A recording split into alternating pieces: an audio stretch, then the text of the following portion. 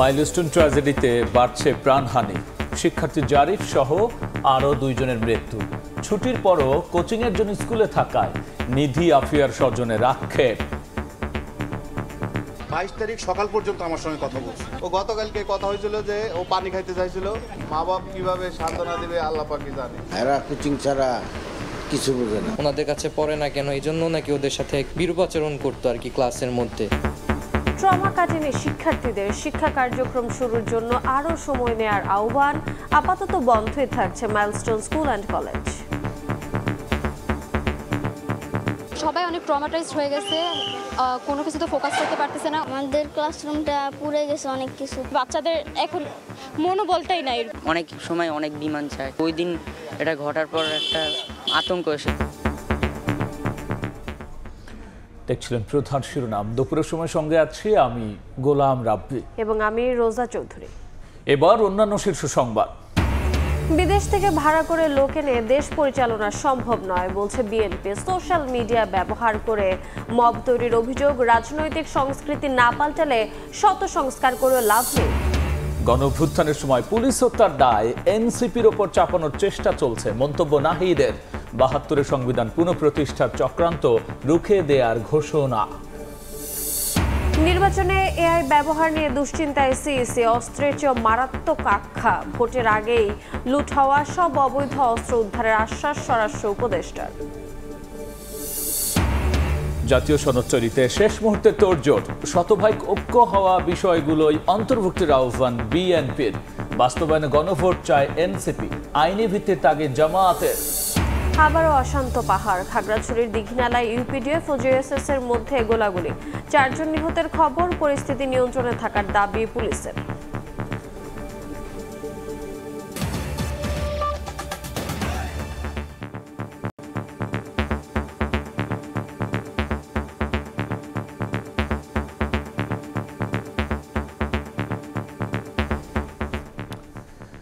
Milestone ট্র্যাজেডির বিভীষিকাময় দুপুর পেরিয়ে গেছে 5 দিন আগে, কিন্তু এখনো থামেনি কান্না, কমেনি আহাজারি। জাতীয় বার্ন ইনস্টিটিউটে শিক্ষার্থী জারিফ ও অফিস সহায়ক মাসুমা মারা গেছেন। বিভিন্ন হাসপাতালে এখনও চিকিৎসাধীন প্রায় অর্ধশত। সরকারি তথ্য অনুযায়ী প্রাণহানির সংখ্যা 35, যার মধ্যে এখনও পরিচয় মেলেনি একজনের। বিমান দেখে আকাশে উড়বার স্বপ্ন আর কোনোদিন বাস্তব হবে না মাইলস্টোন স্কুলে ঘটে যাওয়া মর্মান্তিক দুর্ঘটনার শিকার শিক্ষার্থীদের। 5ম দিনে এসে চিকিৎসকদের সব চেষ্টা ব্যর্থ করে দিয়ে চলে গেল 7ম শ্রেণীর ছাত্র জারিফ। 40% পোড়া শরীর নিয়ে জাতীয় বার্ন ও প্লাস্টিক সার্জারি ইনস্টিটিউটে ভর্তি ছিল 13 বছরের শিশুটি। 22 তারিখ সকাল পর্যন্ত আমার সঙ্গে কথা বলছে। একটা সময় ওর দুর্ঘটনার বর্ণনা দিতে গিয়ে ওরা 4 বন্ধু খুব ক্লোজ। মৃত্যুর কাছে হেরে যাওয়া অফিস সহায়ক মাসুমা হয়েছিলেন 90% দগ্ধ। মর্মান্তিক এই দুর্ঘটনার সাক্ষী হয়ে রাজধানীর বিভিন্ন হাসপাতালে এখনও চিকিৎসা নিচ্ছেন প্রায় অর্ধশত। ঘটনার 5 দিন কেটে গেলেও এখনও নিহতদের স্মৃতিচারণায় ভারী হয়ে আছে আকাশ। আর চিকিৎসাধীনদের সুস্থতার প্রার্থনা স্বজনদের, কেননা এখনও আইসিইউর বেডে কাতরাচ্ছেন বেশ কয়েকজন। সেখান থেকেও আদৌ তাদের ফেরানো যাবে কিনা তা নিয়ে সন্দিহান চিকিৎসকরা। নিজেদের জায়গা থেকে সর্বোচ্চটা দিয়ে কাজ করে যাচ্ছে হাসপাতাল কর্তৃপক্ষ। ভুক্তভোগী আর সচেতন নাগরিক শ্রেণীর প্রশ্ন, কে নেবে মর্মান্তিক এই দুর্ঘটনার দায়? অপরিকল্পিত নগরায়নের বলি কেন হতে হলো এই ছোট্ট সোনামণিদের? অনেক ভালো ছিল, মানে ও বলার মতো ভাষা নাই। আর যে ও কত ভালো, অত ব্রেনি একটা ছেলে, আর এই মানে মা বাপ কিভাবে সান্ত্বনা দেবে আল্লাহ পাকই জানে। মাইলস্টোনের এই ট্র্যাজেডি যেন আর কোনো প্রতিষ্ঠানে না ঘটে। স্বপ্ন দেখতে দেখতে কেউ যেন দুঃস্বপ্নে হারিয়ে না যায়, পুনরাবৃত্তি না ঘটে এমন কিছুর, সেই চাওয়া সবার। আল আমিন তুষার, সময় সংবাদ, ঢাকা। এদিকে বিমান বিধ্বস্তের পর মানসিক ধকল কাটিয়ে উঠতে পারেনি উত্তরার মাইলস্টোন স্কুল অ্যান্ড কলেজের শিক্ষার্থীরা। আপাতত শিক্ষা প্রতিষ্ঠানটির ক্লাস পরীক্ষা বন্ধ রাখার সিদ্ধান্ত নিয়েছেন কর্তৃপক্ষ। শিক্ষার্থীরা তাদের প্রিয় ক্লাসরুম ধ্বংসস্তূপে পরিণত হতে দেখে ভেঙে পড়েন। শিক্ষার্থীরা বলছেন, ঘটনার পর থেকে এখনও স্বাভাবিক জীবনযাপন করতে পারছেন না। বিমান চলাচলের শব্দ শুনলেই আঁতকে উঠছেন অনেকে। শনিবার প্রতিষ্ঠানটির সামনে সাধারণ মানুষের ভিড় দেখা যায়, অনেকেই হুড়োহুড়ি করে ঢুকেন প্রতিষ্ঠানের ভেতরে। অভিভাবকরা বলছেন মানসিক ধকল কাটাতে কাউন্সেলিং প্রয়োজন। তাড়াহুড়ো করে প্রতিষ্ঠান না খুলে শিক্ষার্থীদের অনলাইনে ক্লাস চলতে পারে বলে জানান কেউ কেউ। হওয়ার পর থেকে আমি খাইতে পারি না, আমি ঘুমাইতে পারি না আমার ছোট ভাই বোনদের জন্য। কল্পনাও করি নাই যে আমাদের কলেজে এমন একটা বিমান দুর্ঘটনা ঘটবে। বাচ্চাদেরকে যদি একটা আস্তে আস্তে মেন্টাল একটা ডিসঅর্ডার থেকে বের হয়ে আসার সময় দেওয়া হয়, ক্লাসগুলো যদি অনলাইনে করানো হয়, বাচ্চাদের অনলাইনে আপাতত কিছুদিন ক্লাস করতে আতঙ্কটা ভাঙলে তারপরে স্কুলটা চালু করলে সবচেয়ে ভালো হয়। এই মুহূর্তে জাতীয় বর্ন অ্যান্ড প্লাস্টিক সার্জারি ইনস্টিটিউটে আছেন সহকর্মী আল আমিন তুষার এবং উত্তরায় বিমান বিধ্বস্তে নিহত জারিফের বাসার সামনে আছেন শাকির আহমেদ। শুরুতেই সরাসরি যাচ্ছি আল আমিন তুষারের কাছে। কিছুক্ষণের মধ্যেই কিন্তু যে জাতীয় বার্ন এবং প্লাস্টিক সার্জারি ইনস্টিটিউটের পক্ষ থেকে আনুষ্ঠানিকভাবে ব্রিফ করে আজকের কি অবস্থা, এখানে আসলে কারা ভর্তি রয়েছেন এবং সেখান থেকে কতজনের কি অবস্থা, সেই সার্বিক তথ্য কিন্তু আমাদের যারা গণমাধ্যম কর্মী আমরা যারা রয়েছি তাদেরকে কিন্তু জানানো হবে। এখনো পর্যন্ত আজকে আমরা যেটুকু তথ্য পেয়েছি যে মৃতের সংখ্যা বেড়ে 35 জন হয়েছে। আজকে 2 জন নিহত হয়েছেন যারা চিকিৎসাধীন ছিলেন, 2 জনই আইসিইউতে ছিলেন, একজন মাসুমা বেগম, অন্যজন জারিফ ফারহান, যে আসলে 13 বছর বয়সে সে ক্লাস 7-এ পড়তেন, এবং মাসুমা রহমান তিনি কিন্তু অফিস সহায়ক হিসেবে সেখানে কর্মরত ছিলেন, যার 90% কিন্তু পুড়ে গিয়েছিল। কিছুক্ষণের মধ্যে এখানে ব্রিফিং শুরু হবে দর্শক, এবং আমরা যতটুকু এখনো পর্যন্ত জানতে পেরেছি যে যারা আসলে সুস্থ হয়েছেন এরকম যাদেরকে আসলে কেবিনে শিফট করা হয়েছিল এরকম তথ্য আমাদের কাছে এসেছে, এবং সেখান থেকে 6 থেকে 7 জনের মতো অনেক রোগীকে আসলে আজ রিলিজ দেওয়া হতে পারে এরকম একটি তথ্য আমাদের কাছে এসেছে, এবং সেরকমটাই আমরা কিন্তু শুনেছি এখনো পর্যন্ত। এর বাইরেও যারা আসলে সুস্থতার দিকে এবং আছেন বা যারা আসলে সিভিয়ার পর্যায়ে রয়েছেন তাদেরকে যে পর্যালোচনা এবং আলোচনার জন্য কিন্তু রাখা হয়েছে, এবং এখানে যারা আইনশৃঙ্খলা রক্ষা বাহিনীর সদস্যদের যে উপস্থিতি সেটা কিন্তু আমরা সেই প্রথম দিন থেকেই যেমনটা দেখছি তেমনটা কিন্তু এখানে রয়েছে। এবং কিছুক্ষণ আগেই মাসুমা বেগমের যেই লাশ সেটি তার পরিবারের কাছে হস্তান্তর করা হয়েছে আমরা দেখেছি, এবং তার পরিবারের লোকজনদের সঙ্গে আমাদের কথা হয়েছে। তার চাচাতো ভাই আমাদেরকে বলছিলেন যে এরকম একটি তথ্যে দুর্ঘটনার আসলে দায়ভার আসলে কাকে নেবেন সেরকম প্রশ্ন কিন্তু তারা আসলে করছিলেন, এবং তারা আসলে সরকারের উচ্চ পর্যায় থেকে তাদের পরিবারের যে ক্ষতি সেই ক্ষতির ক্ষতিপূরণ তারা আসলে দাবি করছিলেন। তো এই ছিল এখনো পর্যন্ত আমার কাছে বার্ন ইনস্টিটিউট থেকে সবশেষ তথ্য। আমরা চলে যাব মাইলস্টোনে, অর্থাৎ দিয়াবাড়িতে, যেখানে আছেন আমাদের সহকর্মী শাকির আহমেদ। উত্তরা 12 নম্বর সেক্টরের 5 নম্বর রোডে মাইলস্টোন স্কুল অ্যান্ড কলেজের শিক্ষার্থীর জারিফের যে বাসা, সেই বাসায় কিন্তু জারিফের যে নিথর দেহ সেটি নিয়ে আসা হয়েছে। এখানে যদি বলতে যাই যে আসলে একটি হৃদয় বিদারক দৃশ্যের অবতারণা হয়েছে। জারিফের যে স্বজনরা রয়েছেন, পাশাপাশি তার পরিচিতজনরা, তারা কিন্তু জারিফকে শেষবারের মতো দেখতে এখানে হাজির হয়েছেন, এবং প্রত্যেকেই আসলে অশ্রু সজল প্রার্থনার মাধ্যমে জারিফের পরবর্তী জীবন যেন কল্যাণময় হয় সেই কামনাই কিন্তু তারা করছেন, এবং তারা বলছেন যে এরকম ট্র্যাজেডির মাধ্যমে আর কারো যেন মৃত্যু না হয় সেই বিষয়টি তারা বলছেন। পাশাপাশি আমরা দেখতে পেয়েছি যে এই জারিফ মাইলস্টোন স্কুল অ্যান্ড কলেজের 7ম শ্রেণীর শিক্ষার্থী ছিলেন, এবং 13 বছর বয়সেই আসলে যে সময়টি তার আসলে ছিল স্কুল মাতিয়ে রাখার বা তার পাড়া প্রতিবেশী সহ খেলার মাঠ মাতিয়ে রাখার, সেই সময়টিতে আসলে তিনি একটি নির্মম দুর্ঘটনার শিকার হয়ে এই 13 বছরের জারিফ আসলে পরপারে পাড়ি জমালেন। পুরো পরিবার সহ আত্মীয় স্বজন এবং পরিচিতজন যারা রয়েছেন তারা কিন্তু শোকাহত, এবং তারা বলছেন যে এই ধরনের দুর্ঘটনায় যেন আর কারো প্রাণ না যায়। পাশাপাশি আজ বিকাল অর্থাৎ আসরের পর খালপাড় যে জামে মসজিদ রয়েছে উত্তরার 12 নম্বর সেক্টরে, সেটিতে জারিফের জানাজা অনুষ্ঠিত হবে। আরেকটি বিষয় যদি বলতে যাই যে এখন পর্যন্ত কিন্তু এই মাইলস্টোন ট্র্যাজেডিতে 35 জনের মৃত্যু হয়েছে। আজকেও কিন্তু জারিফের পাশাপাশি স্কুলের যিনি সহকারীর কাজ করতেন সেই একজন সহকারীরও মৃত্যুর খবর কিন্তু আমরা পেয়েছি।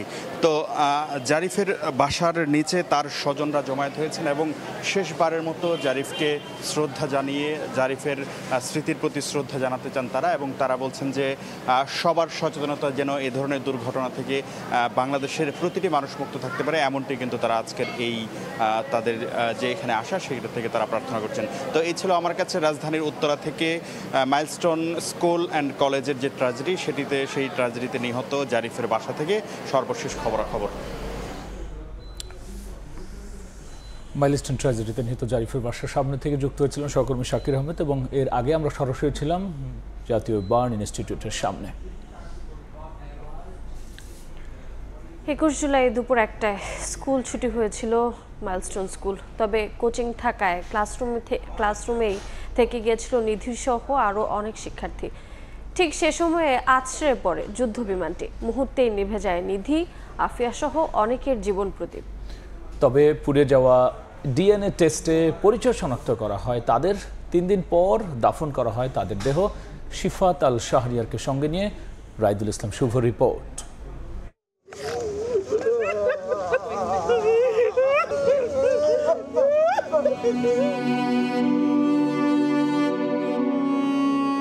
তিন দিন পর কবরে শায়িত হল ওয়াকিয়া ফেরদৌস নিধির অগ্নিদগ্ধ দেহ। মেয়ের স্মৃতিতে চোখ ভিজিয়ে বাবা নীরব, আর আকাশের দিকে তাকিয়ে সৃষ্টিকর্তার কাছে মেয়েকে দেখে রাখার ফরিয়াদ।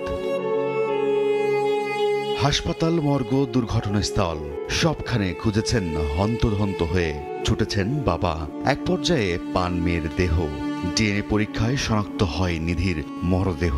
অপেক্ষা শেষ হয় বাবার, তবে সেই অপেক্ষা ছিল মৃত্যুর চেয়েও কঠিন। নিধির বাবার কথায় ফুটে উঠছিল বারবার। স্কুলটাই একটা সময় দিত আমার, দিয়া পরে আলাদা গলা না ধরে আমার তোমার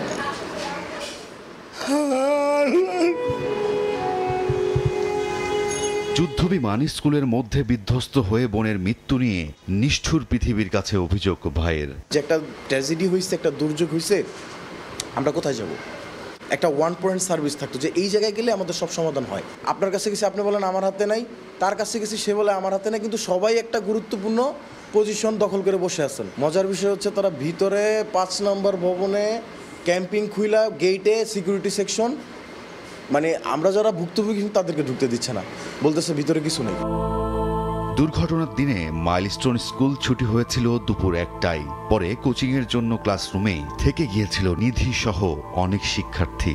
সেদিন স্কুল ছুটির পর কোচিংয়ে না গেলে হয়তো পরিবারের মাঝেই থাকতো নিধি। শিক্ষাঙ্গনে কোচিং বাণিজ্য বন্ধের দাবি জানান স্বজনরা।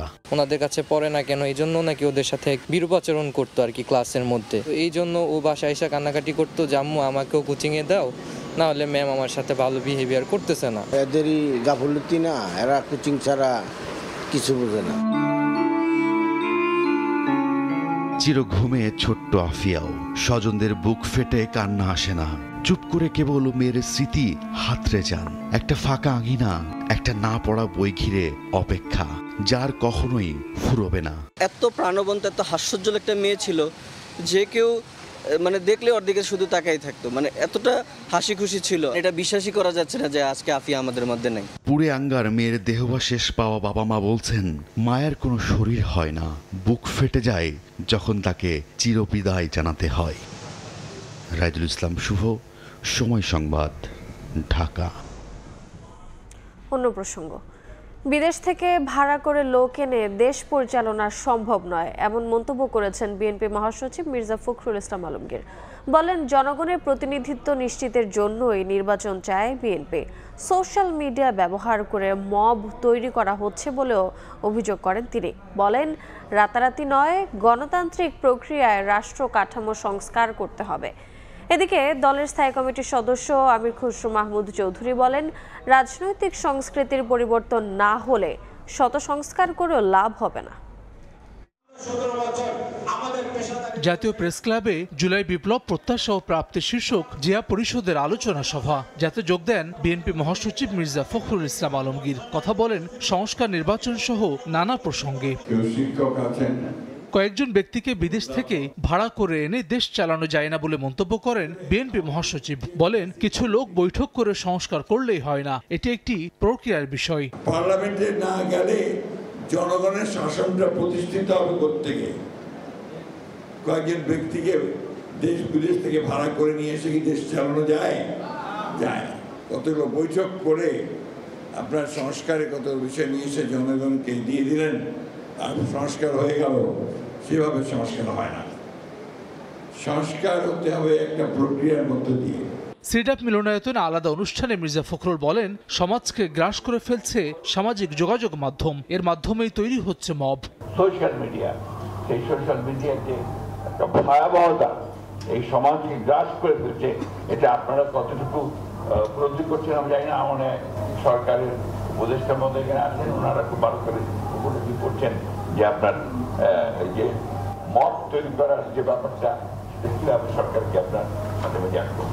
আগারগাঁওয়ে এক অনুষ্ঠানে রাজনৈতিক সংস্কৃতির পরিবর্তন না হলে শত সংস্কার করেও লাভ হবে না বলে মন্তব্য করেন বিএনপি স্থায়ী কমিটির সদস্য আমির খসরু মাহমুদ চৌধুরী। মত বিরোধ করেও তাকে রেসপেক্ট দেখাতে হবে, তার প্রতি সহনশীল হতে হবে। This is democracy. বাংলাদেশে 100 সংস্কার করে কোনো লাভ হবে না যদি বাংলাদেশের পলিটিক্যাল কালচার চেঞ্জ না হয়। 100 সংস্কার করে কোনো লাভ হবে না। মাইলস্টোন ট্র্যাজেডিতে নিহত শহীদ ফায়েজের পরিবারের সঙ্গে সাক্ষাৎ করে বিএনপির ভারপ্রাপ্ত চেয়ারম্যান তারেক রহমানের পক্ষ থেকে শোক সন্তপ্ত পরিবারকে সমবেদনা জানান দলের সিনিয়র যুগ্ম মহাসচিব রুহুল কবির রিজভী। হাসান ওয়ালি, সময় সংবাদ, ঢাকা।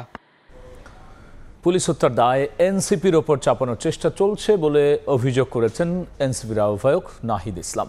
৭২ সংবিধান পুনঃপ্রতিষ্ঠায় একটি মহল মাঠে নেমেছে অভিযোগ করে চক্রান্ত রুখে দেওয়ার হুঁশিয়ারিও দিয়েছেন তিনি। দুপুরে মৌলভীবাজারে জুলাই পদযাত্রায় কথা বলেছেন নাহিদ।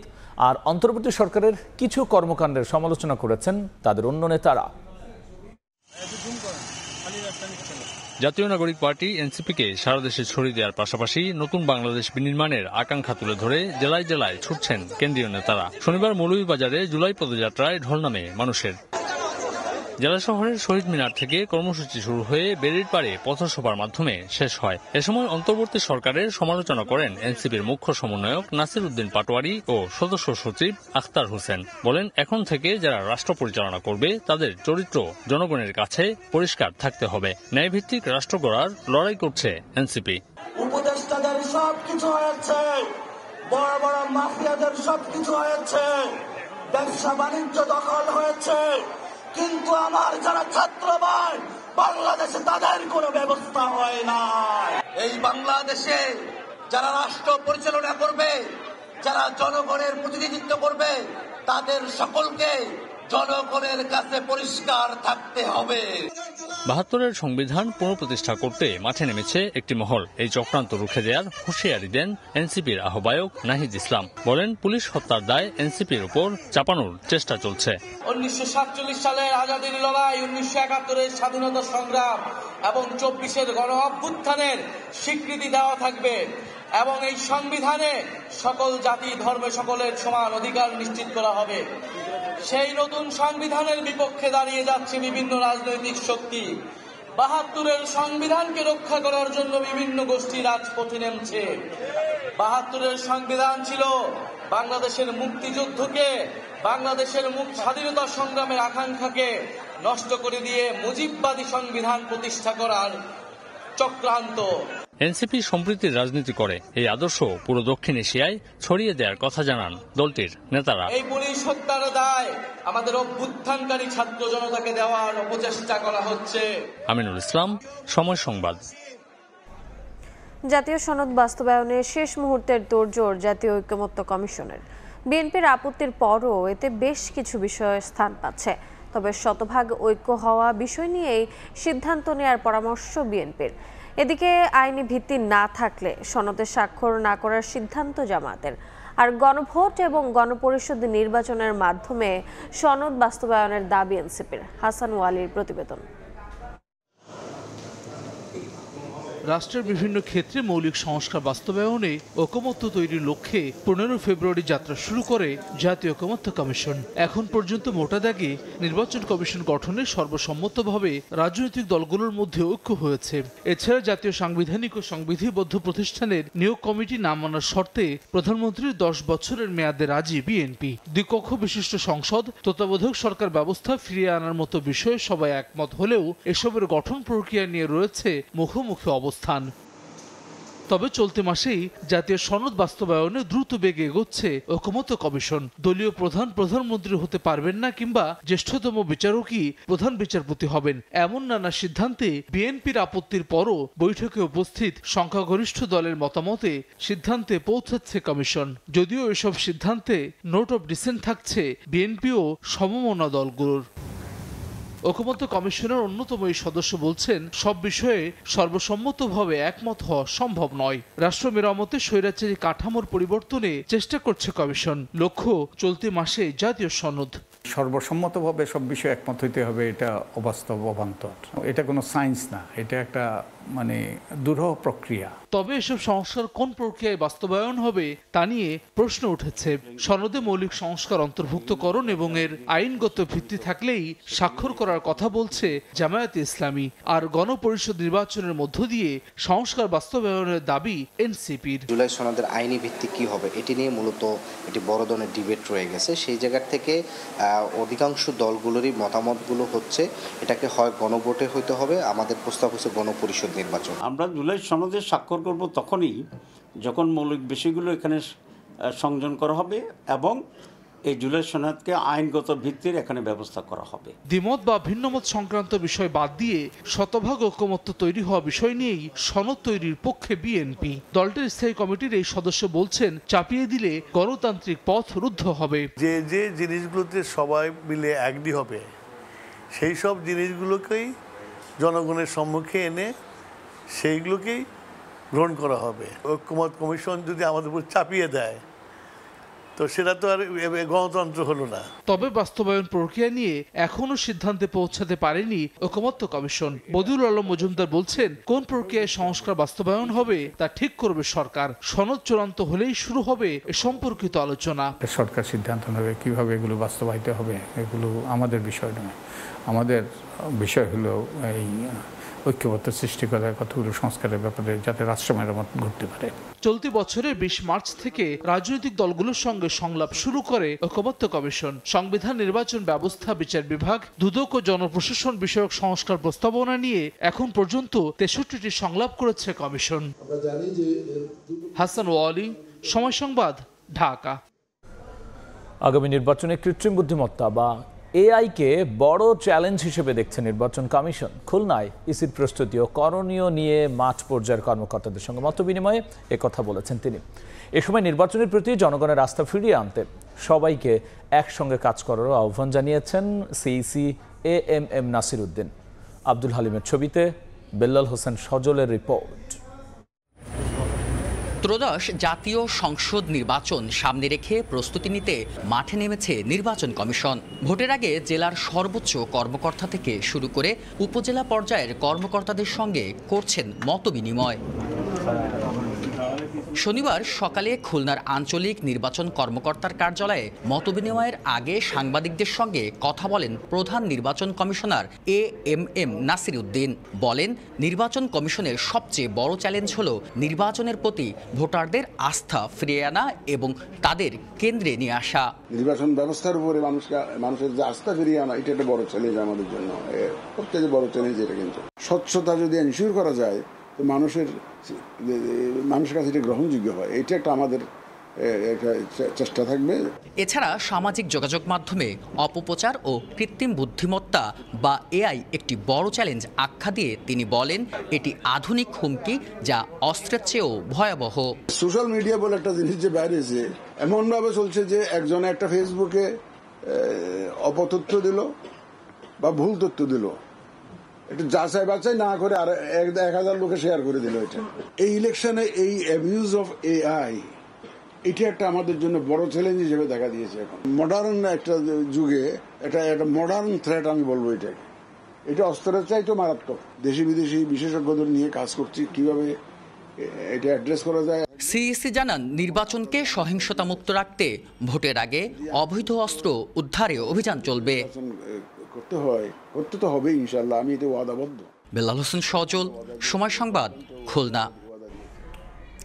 আগামী জাতীয় নির্বাচন সুষ্ঠু করতে ভোটের আগেই লুট হওয়া সহ সব অবৈধ অস্ত্র উদ্ধার করা হবে বলে জানিয়েছেন স্বরাষ্ট্র উপদেষ্টা জাহাঙ্গীর আলম চৌধুরী। দুপুরে নারায়ণগঞ্জ জেলা পুলিশ লাইন্স পরিদর্শন শেষে সাংবাদিকদের প্রশ্নের জবাবে এ কথা বলেন তিনি আরও বলেন, জুলাই আন্দোলনে লুট হওয়া বিপুল সংখ্যক অস্ত্র এখনও উদ্ধার করা সম্ভব হয়নি, তবে নির্বাচনের আগে এই অস্ত্রগুলো উদ্ধার করা হবে। জুলাই মামলার অগ্রগতির বিষয়ে উপদেষ্টা জানান, অধিকাংশ মামলায় অসংখ্য ব্যক্তিকে উদ্দেশ্যমূলকভাবে আসামি করায় তদন্তে বিলম্ব হচ্ছে।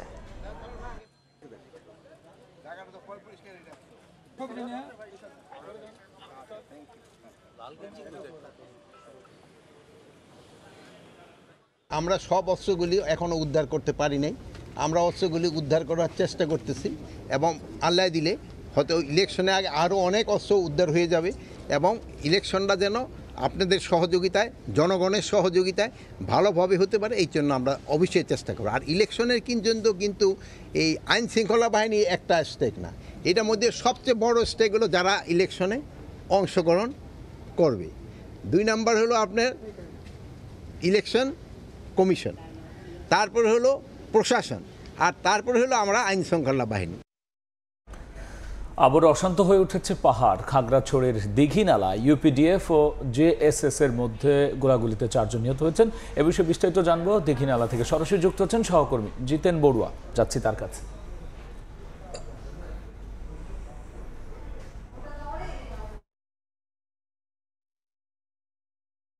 আধিপত্য বিস্তারকে কেন্দ্র করে খাগড়াছড়ি পার্বত্য জেলার দীঘিনালার সিন্ধু ও কারবারি পাড়ায় ইউপিডিএফ এবং জনসংহতি সমিতি জেএসএস সন্তুল আরমার গ্রুপের মধ্যে গতকাল রাতে ব্যাপক গোলাগুলি এবং সংঘর্ষ সংঘটিত হয়। এতে 4 জন নিহত এবং বেশ কয়েকজন আহত হয়েছে বলে প্রাথমিক সূত্রে জানা গেছে।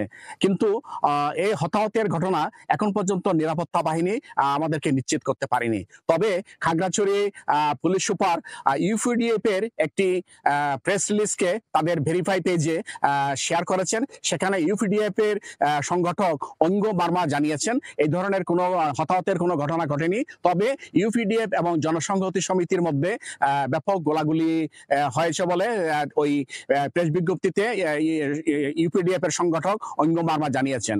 তিনি আরো জানান, আজ সকালবেলা থেকে খাগড়াছড়ির দীঘিনালার সিন্ধু কারবারি পাড়া এলাকায় উত্তেজনা বিরাজ করছে। বিশেষ করে আধিপত্য বিস্তারকে কেন্দ্র করে এই 2 আঞ্চলিক সংগঠনের ভিতরে দ্বন্দ্ব সংঘাত দীর্ঘদিন ধরে লেগে রয়েছে। গতকালের এই ঘটনাটি এইটুকু প্রমাণ করে পার্বত্য খাগড়াছড়ি জেলায় যে ধরনের সহিংস ঘটনা ঘটে অনেক ক্ষেত্রে লাশ এবং পাওয়া যায় না। যারা নিহত হয় তাদের কে লাশগুলো গুম করে রাখা হয় বা গোপনীয়তা রক্ষা করা হয়। এক্ষেত্রে খাগড়াছড়ি থানা পুলিশ যেটা জানিয়েছেন, তারা দুর্গম এলাকা বিদায় লাশ সংগ্রহ করতে এখনো পারেনি। তারা ঘটনাটা সত্যতা যাচাই করার জন্য তদন্ত করতেছেন এবং সহসাই যে এই ঘটনার রহস্য উদ্ঘাটন করবে। এই ছিল আমার কাছে সর্বশেষ তথ্য। পাহাড় পরিস্থিতির সবশেষ নিয়ে আমরা সরাসরি ছিলাম খাগড়াছড়ির দীঘিনালায়।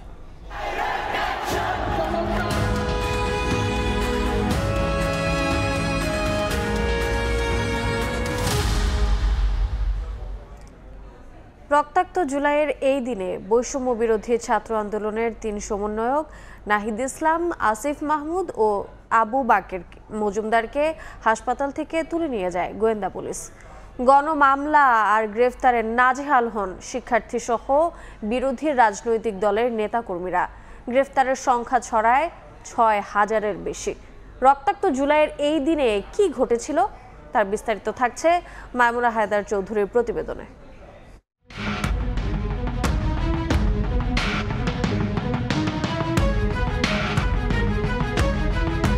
সারা বাংলাদেশের আনাচে কানাচে যে যেখানে আছে গ্রেফতার হয়েছে জিজ্ঞাসাবাদের জন্য। আমার হাজবেন্ড কোনোদিন খারাপ কাজ করতে পারে।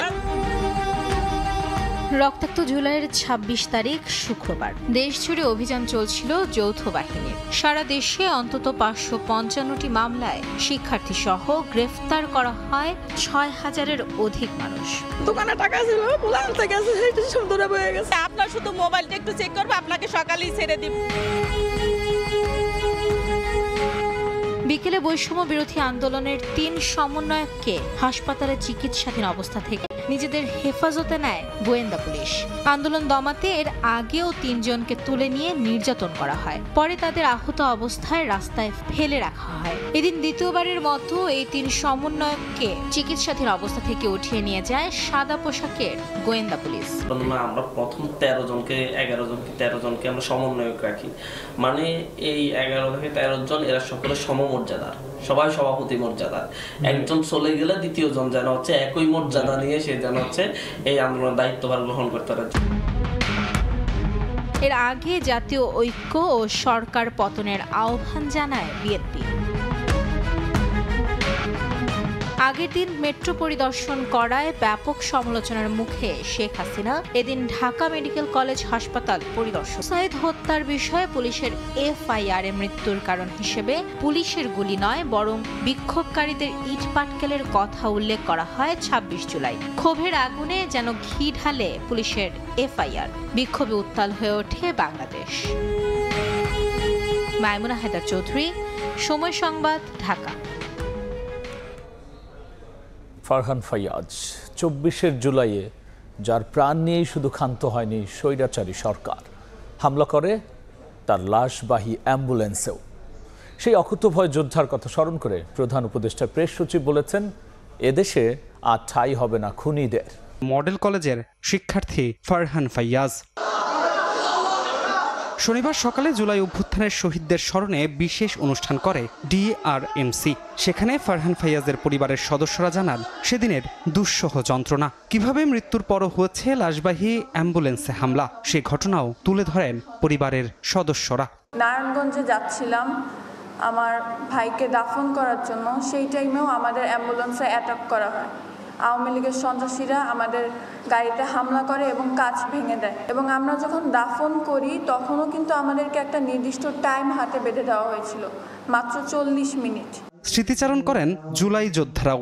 যে কোনো মাত্রায় এটি ছিল একটি গণবিপ্লব, এটি একটি অর্গানিক বিপ্লব। কেউ যদি বলে এখানে অনেক কিছু প্ল্যান করে সাজানো হয়েছে, আরে ভাই আমরা ছিলাম ভেতরে। এই সব মানুষের কথা মনে রেখে যদি সবার জন্য ন্যূনতম যেটুকু ভালো সেটুকু আমরা করার চেষ্টা করি, তাহলে বোধহয় শহীদ ফারহান ফায়াজদের জীবনদানের মূল্য আমরা দিতে পারব। প্রধান উপদেষ্টার প্রেস সচিব বলেন, এদেশে জায়গা হবে না খুনিদের। ইনভেস্টিগেশন হচ্ছে একজন শুটারকে আইডেন্টিফাই করা হয়েছে, আর বাকি যারা শুটার ছিল প্রত্যেককে আমরা আইডেন্টিফাই করার চেষ্টা করেছি। আর যারা এই অ্যাটাক করেছিল ছাত্রলীগ, তারা ব্যান হয়ে গেছে। অনেকে তাদের ফিরে আসার স্বপ্ন দেখেন, কিন্তু ফারহান ফাইয়াজরা যতদিন আমাদের সাথে আছেন এরা জীবনে ফিরবে না, নেভার। আমরা যতদিন আছি খুনিদের জায়গা নেই। শহীদদের আত্মত্যাগে পাওয়া নতুন বাংলাদেশ জুলাই অভ্যুত্থানের চেতনায় সামনে এগিয়ে যাবে বলে আশাবাদ জানান শফিকুল আলম। ধ্রুব ব্যানার্জি, সময় সংবাদ, ঢাকা। দুপুরের সময় আরো থাকছে।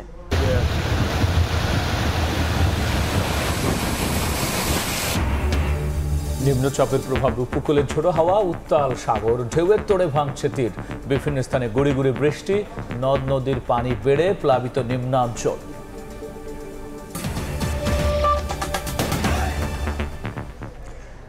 চিকিৎসকের চেম্বার থেকে বের হলে প্রেসক্রিপশনের ছবি তোলার হিড়িক, বিভিন্ন ওষুধের নাম লেখাতে উপহার দেওয়ার অভিযোগও রয়েছে। এতে বাড়ছে রোগীর ব্যয়। অনৈতিক চর্চা বন্ধে সুপারিশ সহ নীতিমালা জমা দিয়েছে স্বাস্থ্য খাত সংস্কার কমিশন। সোহেল কোরেশির ছবিতে সাইফুল ইসলামের রিপোর্ট।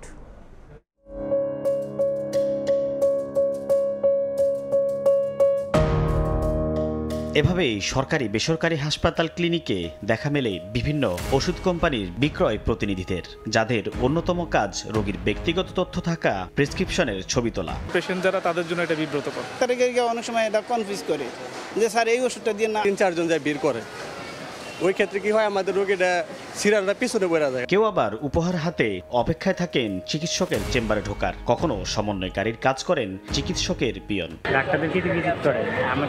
রোগীও তাদের স্বজনকে বিরক্ত করে তারা কেন এমন কাজ করেন এর বৃত্তান্ত জানান পরিচয় দিতে অনিচ্ছুক এক বিক্রয় প্রতিনিধি। ডিলিংস যখন হয় তখন তো কোম্পানির একটা দায়বদ্ধতা থাকে, আমার প্রোডাক্টগুলো লেখে কিনা এটা দেখার জন্য অবশ্যই একটা প্রুফ দরকার, তখন এই কোম্পানি তখন তো একটু চাপ দেয়। হর হামেশা চোখে পড়া এমন কর্মকাণ্ডের কারণে প্রেসক্রিপশনে মানহীন ওষুধ লেখা নিয়ে রয়েছে বিস্তর অভিযোগ। অনেকে আছে কি থাবাদি হাত থেকে নিয়ে নেয়, কোম্পানি থেকে টাকা নিয়ে ওই কোম্পানি মানে খারাপ কোম্পানি ওষুধ লিখে দেয়। কোনো নীতিমালা না থাকায় এমন কর্মকাণ্ড নিয়ন্ত্রণ করা যাচ্ছে না বলে দাবি বিভিন্ন হাসপাতাল কর্তৃপক্ষের। হঠাৎ করে ঢুকে বলল এটি আমাদেরকে আপনারা জানাবেন, আমরা চিকিৎসকরা কাউ এরকম করে আমরা ইনশাল্লাহ এটি সতর্ক করে দিব।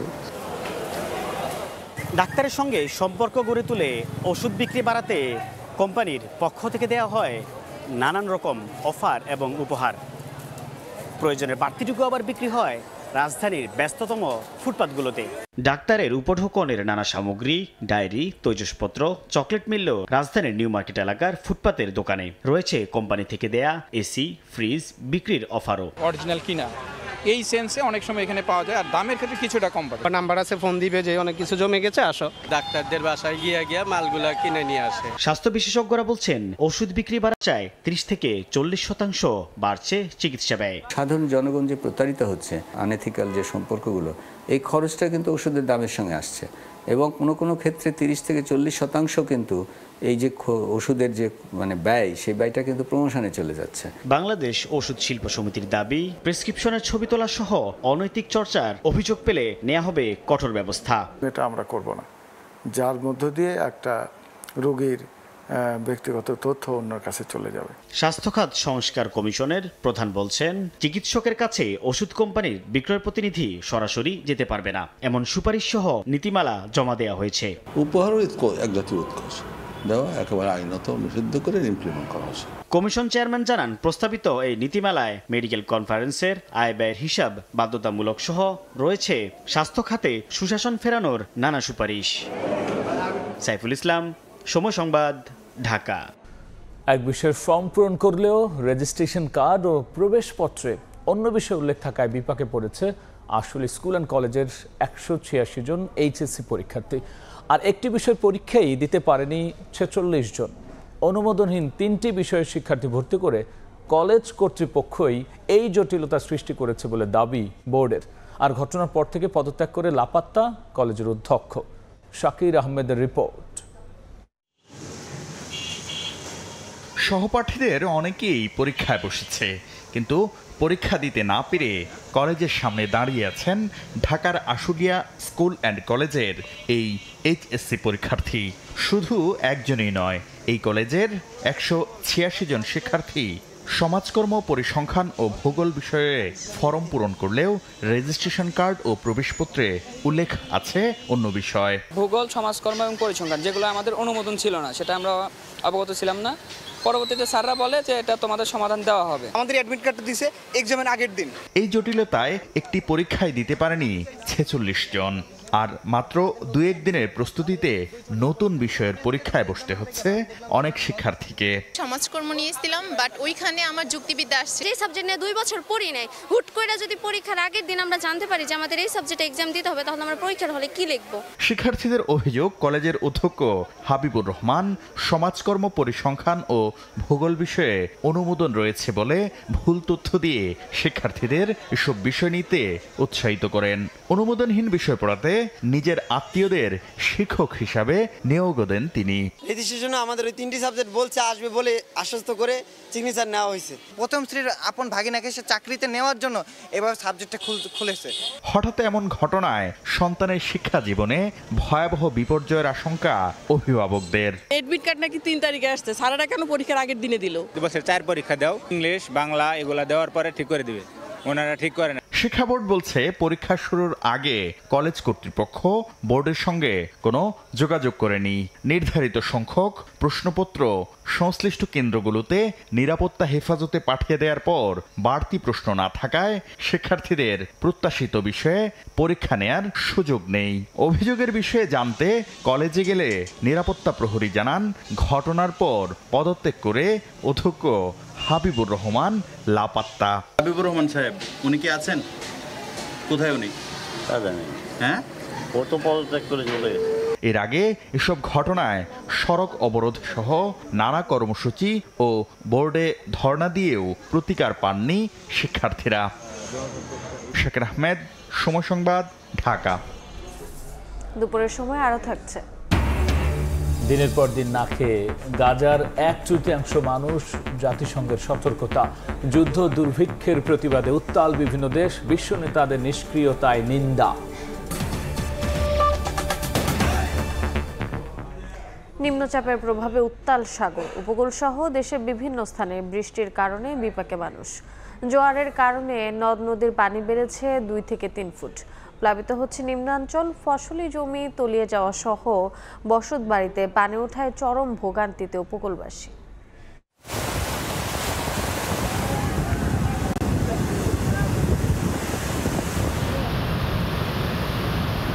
বৈরী আবহাওয়ার কারণে গুড়ি গুড়ি বৃষ্টি, সাগর উত্তাল, বড় বড় ঢেউ আছড়ে পড়ছে তীরে।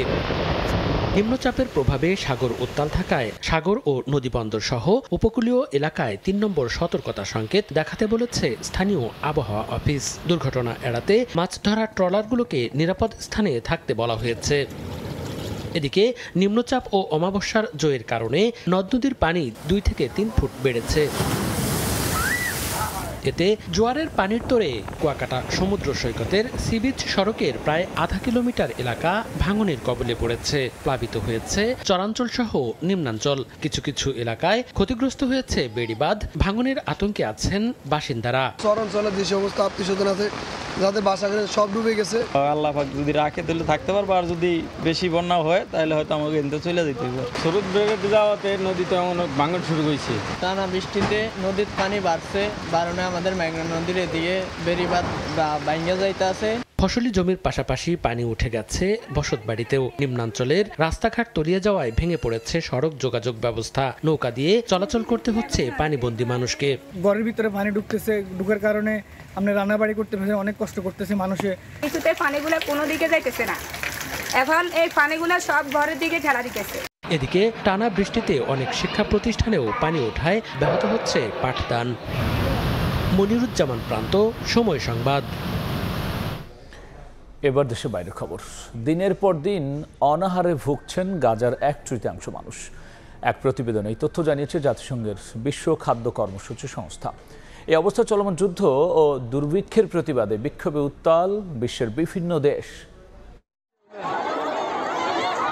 আন্তর্জাতিক আইন ও মানবতাকে বৃদ্ধাঙ্গুলি দেখিয়ে প্রতিদিনই নিরস্ত্র ফিলিস্তিনিদের হত্যা করছে দখলদার ইসরায়েল। এমনকি বিশ্ব সম্প্রদায়ের পাঠানো ত্রাণবহরেও চলছে হামলা।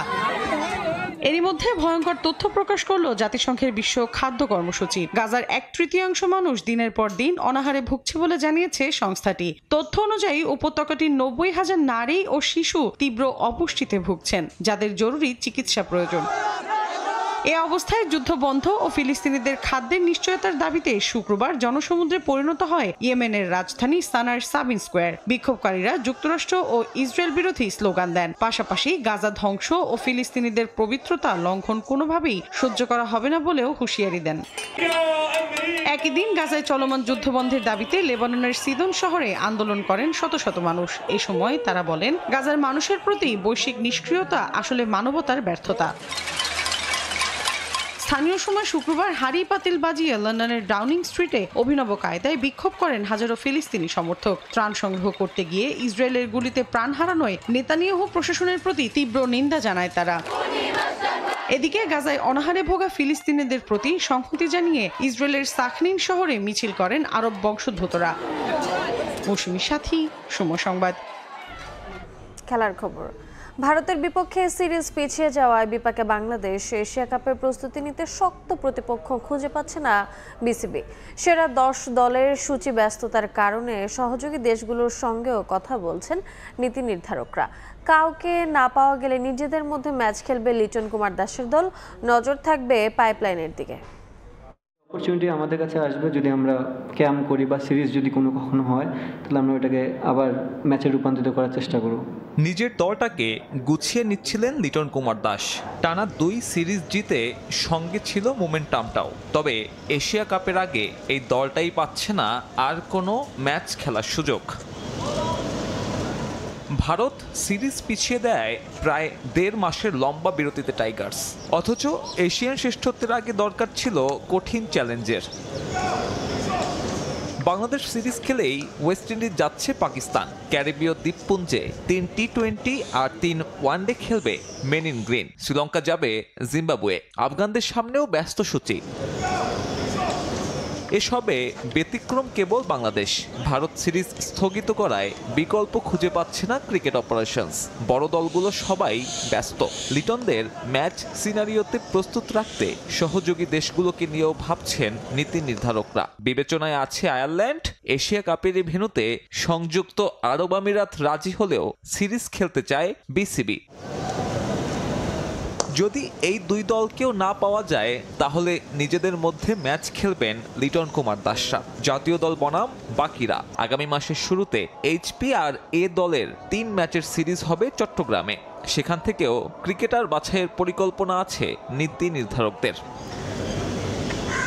তবে চিন্তার কারণ জুলাই আগস্টে দেশের আবহাওয়া। বর্ষার মৌসুমে দেশে ম্যাচ সিনারিও কিংবা স্কিল ক্যাম্প করতে চাইলেও তা কতটুকু সম্ভব হবে তা নিয়ে প্রশ্ন থাকছে। সেক্ষেত্রে আদর্শ প্রস্তুতির জন্য দেশের বাইরে খেলার বিকল্প নেই। ক্রিকেট অপারেশনস এখন সে সুযোগটা তৈরি করতে পারবে কিনা তার উপরে নির্ভর করবে টাইগারদের এশিয়া কাপের ভবিষ্যৎ। সাব্বির মিথুন, সময় সংবাদ। এ পর্যায়ে শীর্ষ সংবাদ জানিয়ে দিচ্ছি আরও একবার।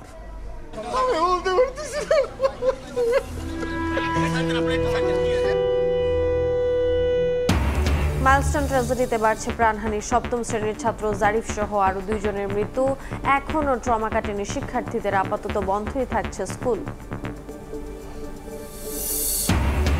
বিদেশ থেকে ভাড়া করে লোক এনে দেশ পরিচালনা সম্ভব নয় বলছে বিএনপি।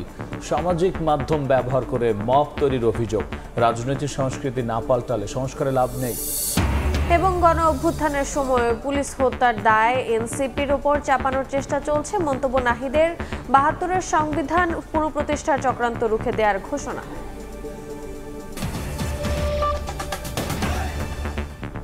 এই ছিল দুপুরের সময়। সঙ্গে থাকুন সময়ের।